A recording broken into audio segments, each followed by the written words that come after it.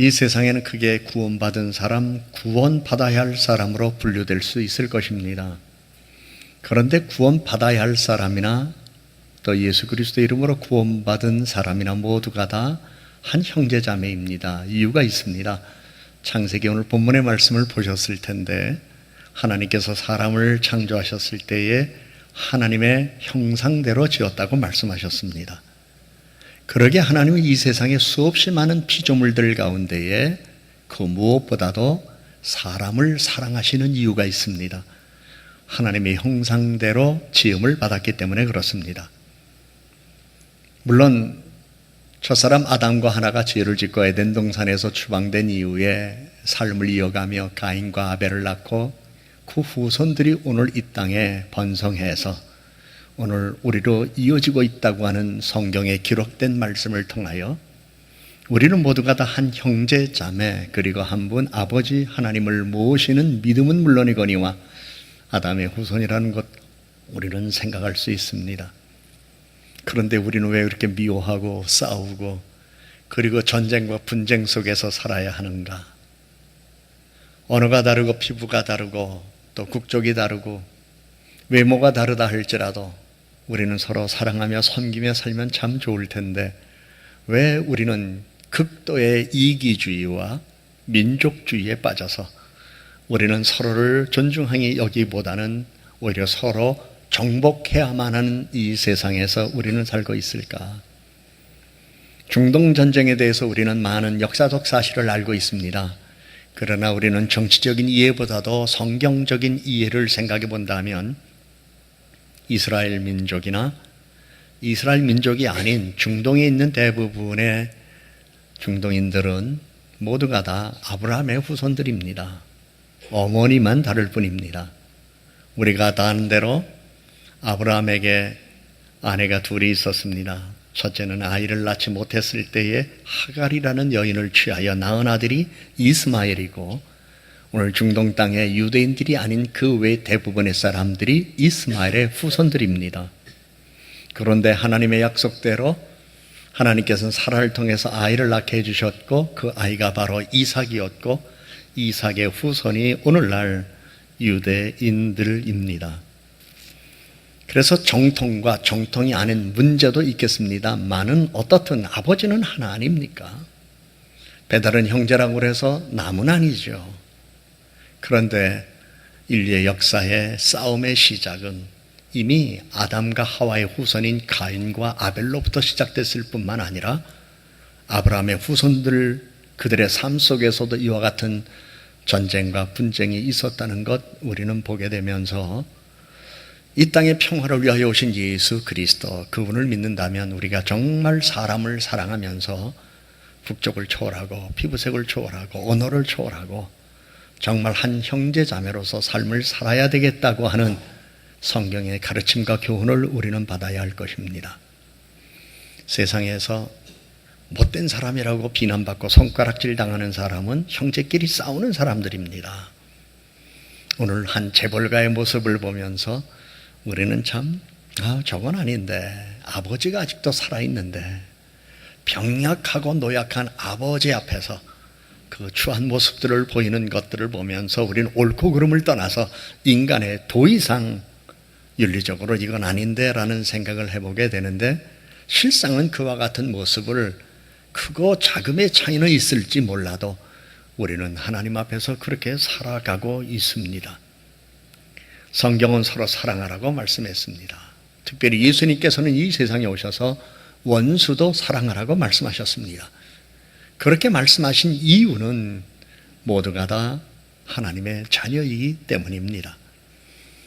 오늘 역사에서도 많은 것들을 보게 됩니다만 우리는 1차, 2차 세계대전에 독일의 히틀러는 게르만 민족이 세계에서 가장 우수한 민족이라고 생각해서 유대인들을 무참하게 학살했습니다. 그런데 1차, 2차 세계대전이 끝났다 할지라도 이후의 역사에 보면 영국과 미국에서는 백인들만 우수한 민족이라고 생각해서 아프리카의 흑인들을 붙잡아다가 짐승처럼 노예로 다루었던 적도 있었습니다. 남아프리카 공화국이나 호주에도 역시 영국에서 이주해 온 백인들, 자기들만이 우수한 민족이라고 생각하면서 피부색이 다른 흑인은 물론이거니와 우리 동양 사람들까지 홀대하며 냉대하며 편견 속에 그들은 그들만의 사회를 구축하려고 했던 역사의 기록과 흔적들이 많이 있습니다. 그들만 그런가요? 우리는 일제시대의 일본인들은 한국 사람을 열등한 민족으로 폄하하며 학대한 적도 있었고, 심지어 우리 한국 사회에서도 우리 한국 사람들이 동남아에서 온 사람들을 홀대하는 일들이 있습니다. 이러한 일들은 역사에 매우 부끄러운 일들입니다.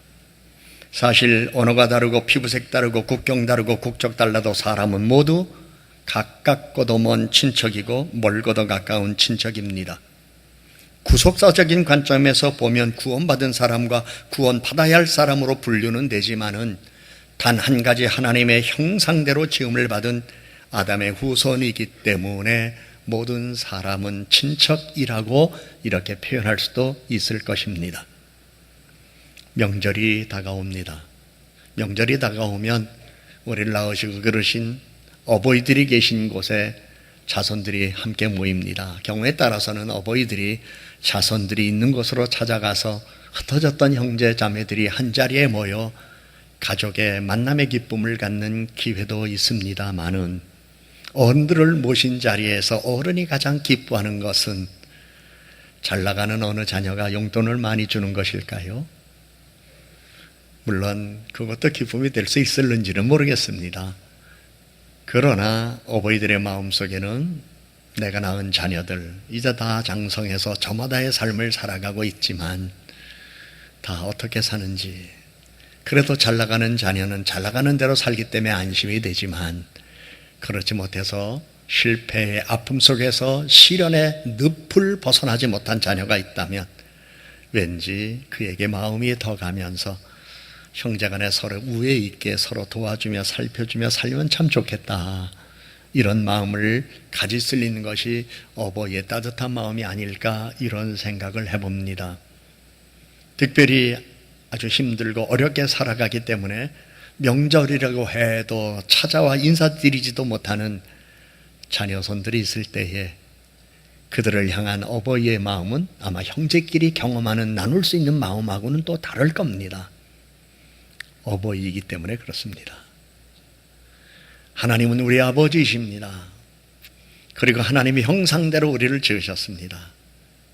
그리고 첫사람 아담과 하와를 하나님의 형상대로 창조하셨다고 말씀하셨고 그 후손들이 생육하고 번성하여 오늘의 이 땅에서 살고 있다고 하는 구속사적인 기록을 보면서 우리는 모두가 다 한 형제자매라고 하는 인식을 새롭게 하면서 우리는 나의 나됨이 하나님의 은혜이지만 그런 오늘 한 분 아버지 그 하나님의 사랑 안에서 오늘도 극심한 고난과 가난과 어려움과 좌절 속에서 살아가는 이들이 있다면 우리는 국경을 초월해서 국적을 초월해서 피부색을 초월해서 우리는 사랑하고 섬기는 사람을 사랑하는 모습이 오늘 우리들에게 있어야 될 것을 성경은 말씀하고 있습니다.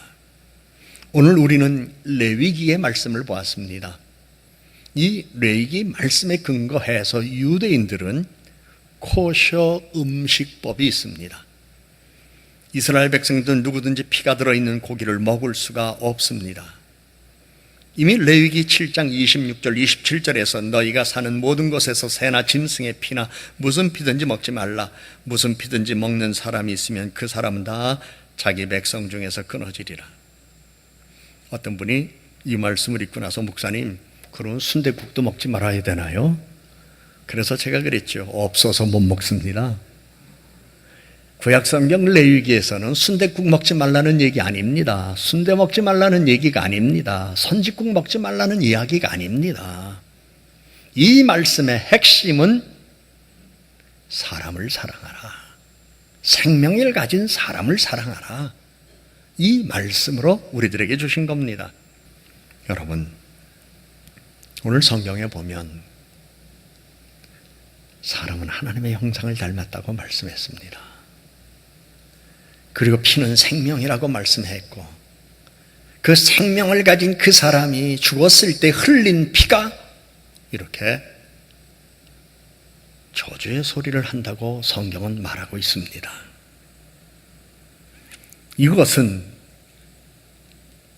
하나님만이 생명의 주관자이시고 모든 생명의 주인이 바로 하나님이시라는 말씀을 우리들에게 떠올리게 하면서, 살인하지 말라는 이 계명을 하나님은 시내산에서 모세에게 주기 전에 이미 이후 노아에게 주었던 사실을 우리들에게 상기시킵니다. 하나님은 노아 시대 대홍수 이후에 첫 번째 주신 언약의 말씀에서 고기를 그 생명되는 피째 먹지 말 것이니라, 다른 사람의 피를 흘리면 그 사람의 피도 흘릴 것이니 이는 하나님이 자기 형상대로 사람을 지으셨음이니라, 너희는 생육하고 번성하며 땅에 가득하여 그 중에서 번성하리라 말씀하셨습니다. 결국 생명의 하나님께서는 사람이 하나님께서 주신 생명력으로 충만한 삶을 살기를 원하는 것을 말씀하시며 생육하며 번성하라고 말씀하셨지, 내 마음에 안 드는 사람, 내 눈에 죄라고 생각되어지는 사람이 있으면 살인하라 이렇게 가르쳐준 적 없습니다. 성경은 살인하지 말라, 원수를 사랑하라 이렇게 우리들에게 말씀하셨습니다. 그런데 우리는 우리 마음 안에 원수를 품고 있습니다. 우리 마음 안에 우리는 우리 자신도 모르는 사이에 내뱉는 말 한마디가 이미 살인을 할 때도 있습니다. 이유가 어디 있을까요? 사람을 사랑해야 되는데 사람을 미워하기 때문에 그렇습니다. 명절을 앞두고 있습니다. 일가 친지들이, 형제자매들이 한 상에 둘러앉아 맛있는 음식을 먹고 덕담을 나누는 그 좋은 시간, 우리는 사람을 사랑하는 자리에서 내가 얼마나 내 형제를 사랑하며, 내가 얼마나 내 자식을 사랑하며, 내가 얼마나 나의 부모를 존중히 여기며 사랑하는가를 나누는 축복의 자리여야 합니다. 우리는 살아가면서 삶의 경험이 다릅니다. 살아가는 생활 수준도 다릅니다. 인생의 경험도 다릅니다. 그러한 삶의 자리에서 내가 경험하지 못한 것 이해하며 수용할 수 있어야 되고, 내가 봐서 아니라고 할 수 있는 사안들에 대해서는 그럴 수밖에 없었겠구나라고 하면서 이해하며 받아주는 것, 이것이 참 중요할 것입니다. 여러분들은 흑인들과 함께 교제한 적이 있으십니까?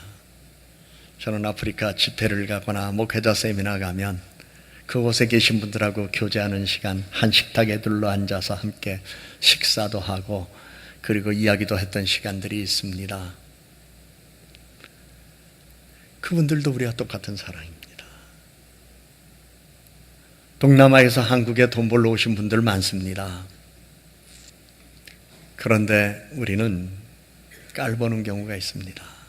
무시하는 경우가 있습니다. 간혹 그런 생각을 해봅니다. 내 아들, 딸들이 지금 저런 현장에서 삶을 위하여 저런 서러움을 받고 살아가고 있다면 마음이 아플 것 같아요. 여러분, 외국인뿐만 아니라 우리는 우리 가족들을 바라보면서도 사람을 사랑하는 게 아니라 사람의 재능을 사랑합니다. 사람을 사랑하는 게 아니라 그 사람이 벌어들이는 연봉을 사랑합니다. 사람을 사랑하는 게 아니라 그 사람의 직책을 사랑합니다. 사람을 사랑하는 게 아니라 그 사람의 외모를 사랑합니다. 사람을 사랑하는 게 아니라 그 사람의 배경을 사랑합니다. 이것은 진정한 사랑은 아닙니다. 관계 속에서 때로는 재능도 필요하고 능력도 필요하고 외모도 필요하고 배경도 필요하고 사회적 지위도 필요할 수는 있을 겁니다. 그러나 우리가 사랑해야 할 진정한 대상은 사람입니다. 지위란 있다가 없을 수도 있습니다. 재산이란 가졌다가 잃어버릴 수도 있습니다. 외모, 나이 많으면 다 비슷합니다. 배움, 젊을 때는 그것이 지식의 힘이 되어 나를 빛나게 해주는 것 같지만 세월이 지나고 새로운 사람들이 새로운 지식을 터득해 해서 그들의 삶을 또 나눌 때에 나이가 들면서 자신이 가진 지식은 쓸모없는 것으로 스스로 평가를 해야만 할 때도 있을 수 있습니다. 우리는 살아가면서 이러한 요소들이 우리의 삶을 지탱하는 것만은 분명하고 그 지니고 가지고 있는 그것 때문에 더불어 사람들과 더 관계를 맺고 보다 더 나은 세상을 만들려고 하는 노력은 우리들이 해야 할 필수적 삶이지만 그러나 우리는 잊지 말아야 돼요. 그 사람을 사랑하는 것. 내 자녀의 재능을 사랑하는 게 아니라 내 자녀이기 때문에 사랑하는 것. 내 남편의 연봉이 많아서 사랑하는 게 아니라 남편이기 때문에 사랑하는 것. 아내가 건강하고 미인이기 때문에 사랑하는 게 아니라 아내이기 때문에 사랑하는 것. 우리는 사람 자체를 사랑할 수 있는 순수함이 오늘 우리들에게 있어야 될 겁니다. 예수님께서도 한 영혼이 천하보다 귀하다고 말씀하여 주셨습니다. 그러면서 그분은 새 생명의 은혜를 덧입은 우리들이 다른 사람도 새 생명을 얻어서 은혜로운 삶을 살기를 소원하시기 때문에 구원의 복음을 널리 전할 것을 우리들에게 명령하시기도 하셨습니다. 성경에 보면 구약시대는 정결의 제사법을 통하여 그들이 하나님의 자녀가 되는 법을 가르쳐줬고 신약시대 예수님이 오셔서 예수 그리스도를 믿음을 가진 이들이 구원의 은혜를 덧입고 하나님의 자녀가 될 수 있다는 것을 말씀하셨고 오늘날과 같은 성령시대에는 예수님이 우리를 위하여 십자가에서 피를 흘리셨다는 사실을 믿고 피 흘림이 없은즉 죄사함이 없다. 피를 흘렸은즉 죄사함이 있다고 말씀하신 거 기억해서 예수 그리스도의 보혈의 피가 나 같은 사람을 구원했다는 사실을 믿는 까닭에 내가 하나님의 자녀가 되었다면 이미 예수 그리스도의 보혈의 피를 믿는 믿음을 가진 모든 이들은 우리가 다 하나님의 자녀가 되어 한 형제자매로 살아가야 하지만 아직 예수 그리스도의 보혈의 피와 그분의 이름을 믿지 않는 사람들은 언젠가 믿을 것이라는 사실을 믿으면서 그들이 믿는 날이 속히 오기를 기다리며 우리는 함께 사랑하는 사람이 되어야 할 것입니다. 하나님께서는 이스라엘 백성들이 바벨론 포로가 되어 고통을 당할 때에 참 우리가 듣기에도 무서운 말씀을 하신 적이 있었어요. 너희가 팔을 벌려 기도한다 하더라도 나는 거들떠보지도 않겠다. 너희가 아무리 많이 기도한다 하여도 나는 듣지 않겠다. 너희 손에는 피가 가득하다. 나는 너희들이 옳은 일 하기를 원했는데 너희들은 악한 일을 하여 내게 들리는 것은 피해를 입은 사람들이 내게 울부짖는 일들 뿐이다. 어찌하여 이 땅에는 진실도 없고 인애도 없고 하나님을 아는 지식도 없고 오직 저주와 속임과 살인과 도둑질과 간음뿐이요 포악한 피가 피를 뒤대임이니라. 그러면서 말씀하시기를 너희가 마음을 돌이켜라. 악한 행위를 버리라. 더러운 옷을 벗어버리라. 내게로 돌아오라. 그리하면 내가 고쳐주리라. 내가 다시 너희를 낫게 하리라. 내가 다시 너에게 복을 주리라 말씀하셨습니다. 그들이 그 말씀을 듣고 자신들의 악한 행위를 깨닫고 돌이킨 이후에 주여 다시 한번 우리들에게 은혜를 주소서 우리에게 복을 내려주소서 그랬을 때 하나님은 그들의 기도를 들어주시고 은혜를 베풀어 주시고 축복해 주셨습니다. 모든 사람들에게 다 적용될 수 있는 것은 아니겠지만 그렇게 오래 기도했는데도 하나님이 내 기도를 아직 안 들어주셨을까? 물론 조금 더 기다려야 하고 참아야 하는 인내심을 보기는 원하는 하나님의 의도와 뜻도 있을 수 있겠지만 경우에 따라서는 기도는 참 간절하게 했는데 마음이 돌아서지 않았어요. 악한 행위를 벗어버리지 않았어요. 나쁜 짓에서 손을 씻지 않았어요. 진정한 회개가 없었어요. 그리고 달라진 건 없이 문제만 해결을 해달라고 부르짖는 그 기도, 하나님이 귀가 먹으셨겠습니까? 안 듣고 계시겠습니까? 그래서 하나님 과거 이스라엘 백성들에게 말씀했던 것처럼 너희가 많이 기도해도 나는 듣지 않겠다. 너희 손에는 피가 가득하다. 우리는 이 말씀을 기억하면서 혹시라도 오늘 이 자리 예배하는 여러분들 가운데 그렇게 기도를 해도 하나님이 안 들어주신 것이 있다면 혹시 내 손에 피를 묻힌 건 없는가? 다시 말하면 다른 사람에게 상처와 아픔과 고통과 괴로움과 씻을 수 없는 고통을 준 것은 없는가? 만일에 떠오르는 것이 있다면 하나님께 회개하고 하나님 다시 안 그러겠습니다. 그땐 정말 몰랐습니다. 실수였습니다. 그땐 내가 왜 그랬는지 모르겠습니다. 나는 내 눈에 내가 벌 것밖에는 보이지 않았습니다. 나의 눈에는 내 가족과 함께 살아야 할 그것만 내게 부담이 됐기 때문에 미처 다른 것은 생각하지 못했었는데 생각해보니 그것이 잘못이었습니다. 극도의 이기주의였습니다. 나만 아는 욕심이었습니다. 탐욕이었습니다. 주여 용서해 주시고 다시 한번 내게 기회를 주소서라고 하며 이제는 정말 재물을 사랑하는 게 아니라 사람을 사랑하겠습니다. 이런 마음을 회복해서 믿음의 삶을 온전히 살아가면 하나님이 반드시 회복시켜 주시고 축복해 주실 것입니다. 성경은 우리에게 말씀합니다. 내가 너희에게 구하는 것은 이것이다. 너희는 서로 사랑하라. 예수님께서 하신 말씀이죠.